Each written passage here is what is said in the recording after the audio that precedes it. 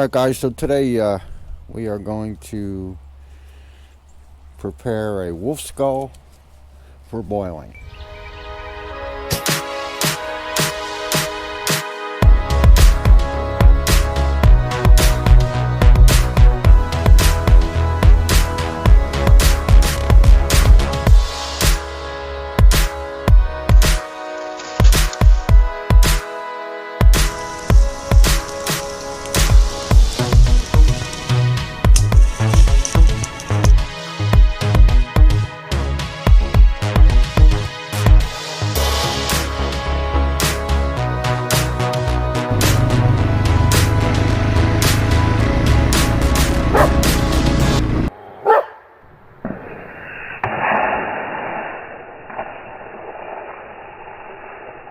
This is a wolf skull that I acquired from Montana Wolf Trapper, and it's really pretty exciting for me because first of all I don't have one, and I always like to see how animals tick. So this is him right here. He's a big boy too. Look at them teeth. Anyways, whenever you boil anything, it's always best to take off as much meat and as possible. So always need a good sharp knife. So we're going to start with these heavy muscles at the top of their head, which are a good 2 inches thick, believe it or not. That's what gives them their crunch power. Anyway, so what I'm taking off here is stuff that just doesn't need to be boiled because it's all going to come off anyways. It has nothing to do with the skull. It's just the back end of the spinal cord connecting into the skull, just like that. And there's the socket where here's the socket right where the spinal cord attaches to the skull. I always keep a bucket handy to catch all the stuff.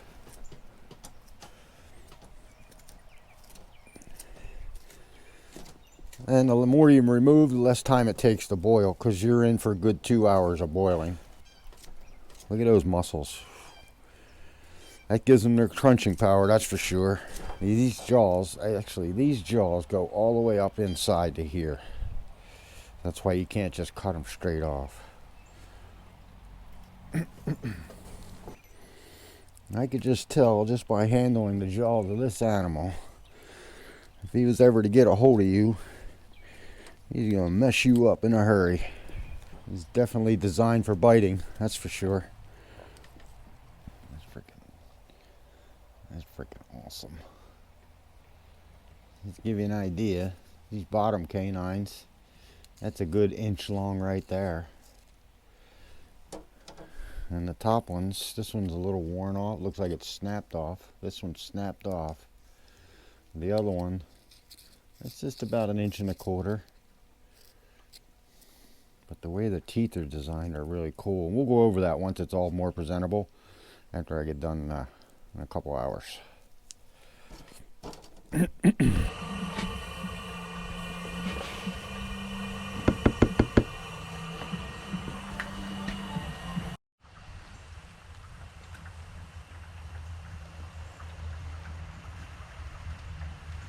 Okay, so now we're at a point, we got the skull all cleaned. I saved you the time and expense of doing all that. Takes a little bit of time if you do it by hand. I use this here. This is a wire toothbrush, and what it does is it gets a lot of the meat that just does not come off. I don't know if you can see that. And you just scrape that out. A lot of it's going to come off on this last boil. I've removed all the teeth. They're gone because there is stuff in those cavities that will smell if you don't get it right. So I've taken out all the teeth. So now, I don't know if I got a good angle here, fellas. Let me see. Let me get the sun at my back. Let me do it this way.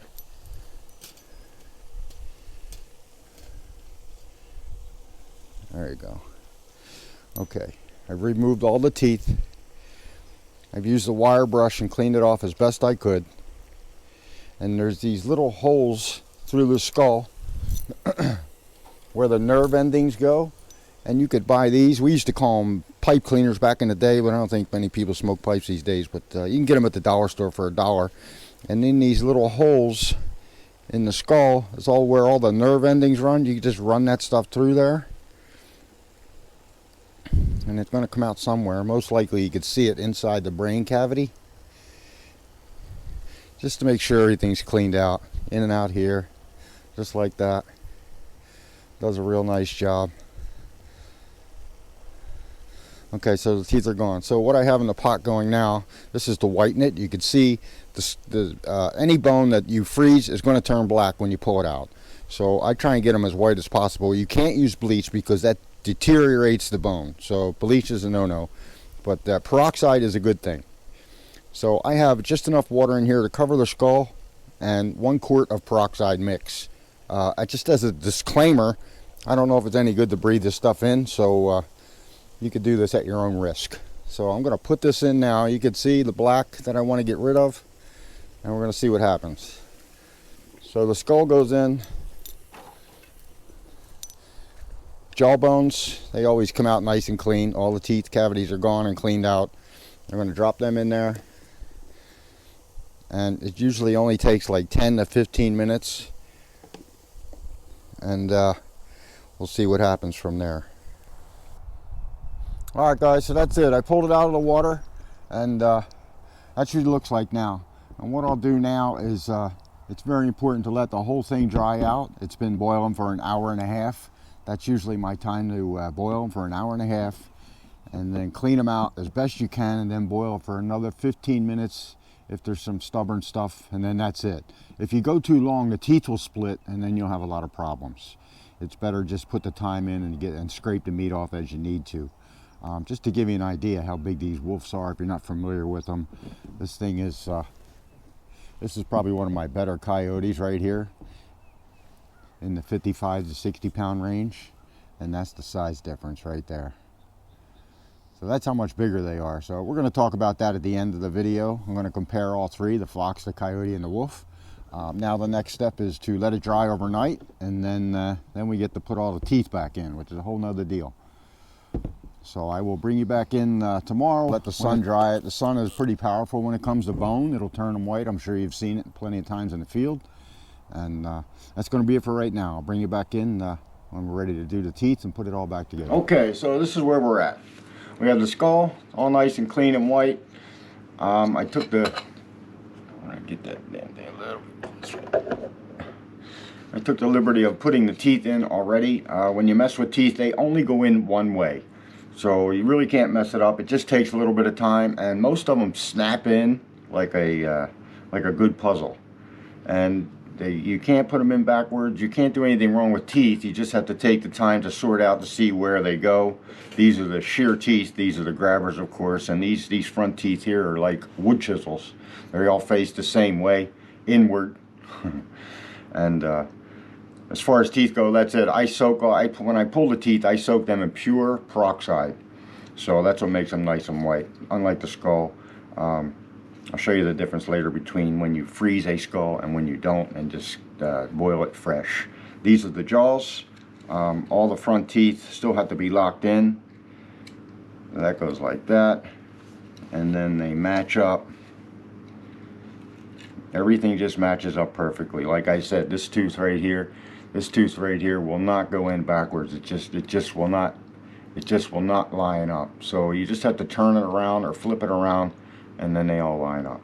And then to put them together, where we separated them, this piece gets joined together, and then you have a nice look. You just have to make sure they're all pushed down.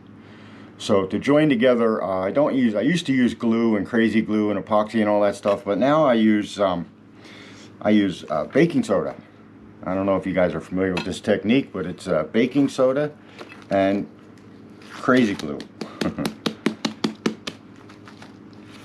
So the baking soda, and then you have to use a crazy glue that is very thin.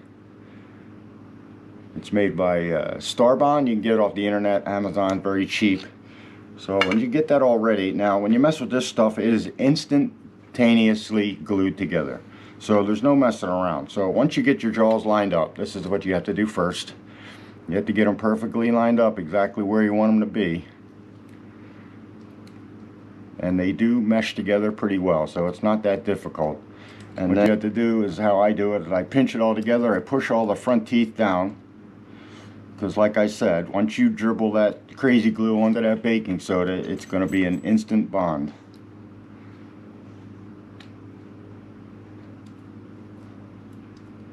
So we just hold that, get the little spoon, put it down in there, and I just push it down into the seam, and then I brush out the excess.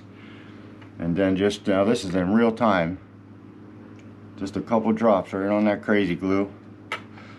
And that's it. These things are together, just like that.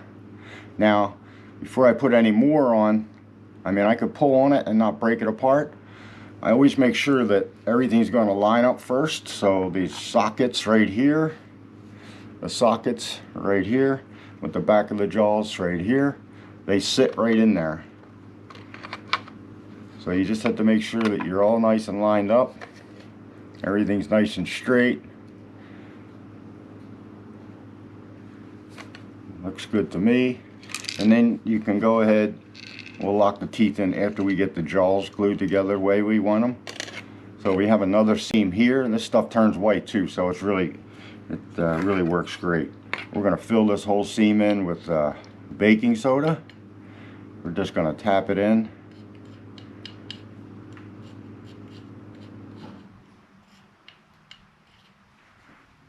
Just going to push it all in. Brush away the excess. Now we have a nice seam of baking soda there. I'm going to take our crazy glue, just drip it right on. Just like that. Now this whole thing is all locked in right there. There goes the tooth. Okay, and I like to put right in this joint right here. I like to put a good bit too. My fingers are sticking together. I'll put a little bit right in there.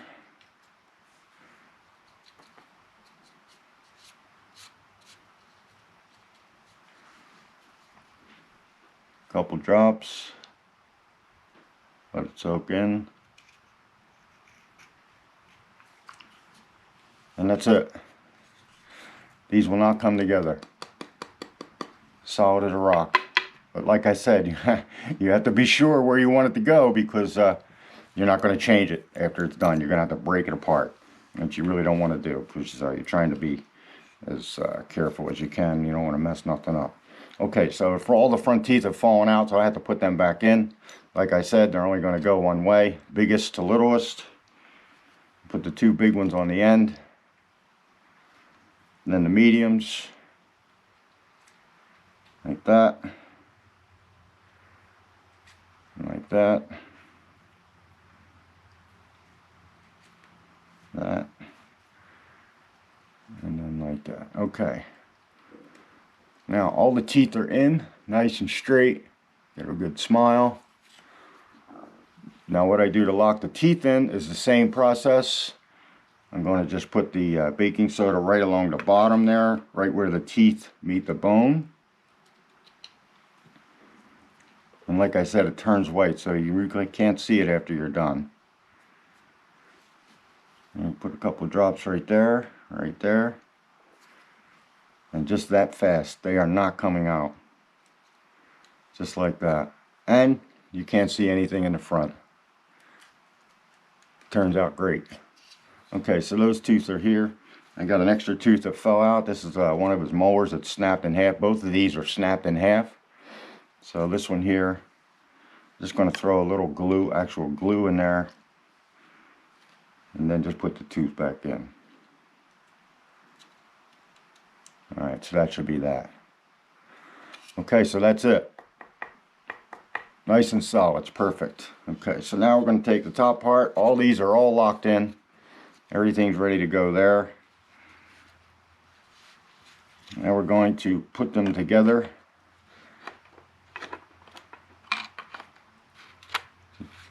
Just like that. And now you have a perfect fit.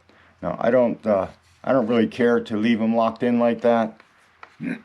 I like to open the jaw a little bit, so now you have to You could either use a pen or a stick to keep them open, but I just hold them open with my fingers, make sure they stay nice and square. I kind of like to make the canines just barely touching each other. That's how I like to do it. And of course, everything's up to how you want to do it.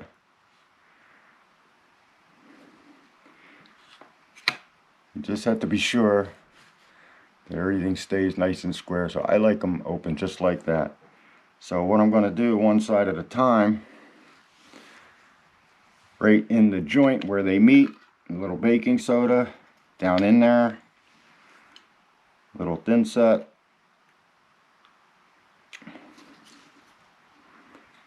and that is it. That's how fast that glue is it. Now we're just gonna beef it up a little bit. We're gonna go to the other side, glue in there,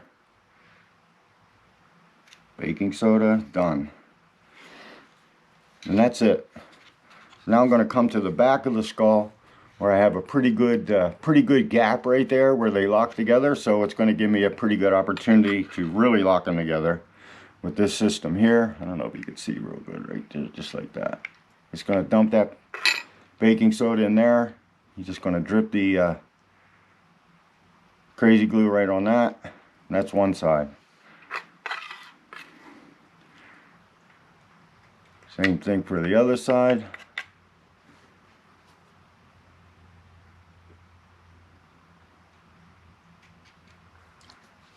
And that's it. And there's your wolf skull. Just like that. Locked in, tight as a drum. This freaking baking soda and crazy glue is the best thing I've ever found. Everything's locked in, everything's nice and straight and square. This is an awesome freaking wolf skull. And it turned out pretty good. I love it. So now we're just going to talk a little bit about their sniffers.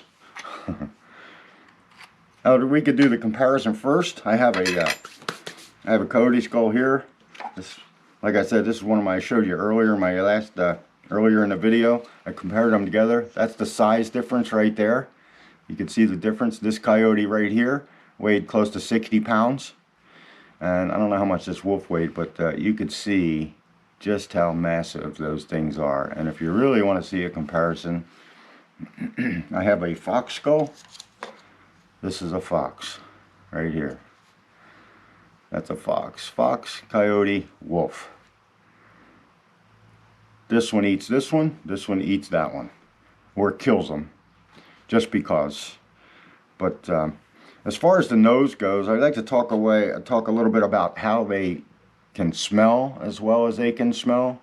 And really, it all boils down to surface area, just like your filters for your water. They use charcoal most of the time because that has a huge surface area and it's able to pick up all that stuff. If you can look inside this fox nasal cavity, you can see the webbing in there. That is all surface area. And they are all sensors. This is the coyote. He has the same kind of webbing in there. You can see it. Now, all that surface area is giving them all the information they need to know. And here's the wolf.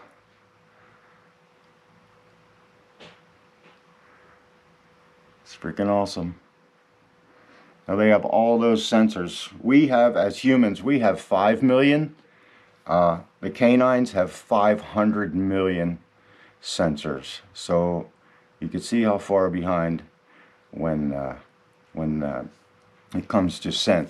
And as far as dogs, I don't know how many guys you have dogs, but if you ever look at a dog's nose when it's on, it has holes coming out the front, and then it has these slits on the side. When we breathe in and out of our nose. It's a straight shot. But when a dog breathes in through these nostrils, the exhale comes out to the side. So it's not blowing out any scent that it just breathed in. It's really cool. And you can think of how coyotes and fox and everything and wolves, they all smell. If you think of a thermal scope, when someone walks across the floor, you can see that heat imprint on the floor and then it dissipates. That's exactly how your scent works to these guys. And this nasal cavity separates right down the center they can smell left to right. That's how they get their direction on where things are. They smell left to right. They smell how old it is, and all that information is processed. Their brains are like little microprocessors. Processes all that information, and it tells them everything they need to know as far as who's there, been there, how long ago it's been there, and it's just an amazing thing. But that's how it works. That's how you do a wolf skull. And if you get one, or any kind of skull, it's all the same process. The only things I could say is you have to be careful with the teeth, because you always frickin' lose them if you're not careful. And if you just take your time, they turn out pretty cool. I'd like to thank the Montana Wolf Trapper. That's where I got this skull from, and this is one of his wolves that he had caught. I don't know when, but I was lucky enough to get it, and I just love it. I'm just going to add it to my collection because I have a good bit of skulls, but I ain't got nothing as awesome as this. Alright guys, that's going to be it. Thanks for watching. I'll see you next time.